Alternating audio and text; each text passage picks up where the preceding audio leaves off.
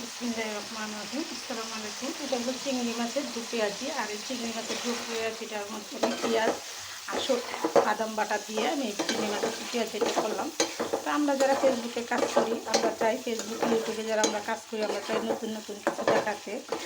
আর ফেসবুকের নতুন নতুন আপডেট আসতেছে, নতুন নতুন অনেক কিছু আসতেছে। তো আমাদের এই যে সতর্ক মেনে চলতে হবে, ফেসবুকের নিয়মকানুনগুলো, গাইডলাইনগুলো মেনে চলতে হবে। আর নতুন নতুন ভিডিও নিজের বয়স দিয়ে কন্টেন্ট তৈরি করে ইয়া করতে হবে। তো আপনাদের সাপোর্ট পেলে, ভালোবাসা পেলে অনেক দূরে এগিয়ে যেতে পারবো। তা আমি নতুন কিছু করলে আপনাদের সাথে শেয়ার করি। আপনারা আমার ভিডিওগুলো অনেক ভালোবাসেন, আমি জানি। আপনারা আমরা মিলেমিশে একসাথে কাজ করবো, সেটাই আমাদের প্রত্যাশা। আর নতুন নতুন ভিডিও করব, নতুন নতুন কন্টেন্ট তৈরি করে আপনাদের পাশে থাকার চেষ্টা করব। তো ভিডিওটা বড় করবো না, দেখেন রান্নাটা আমার হয়ে গেছে।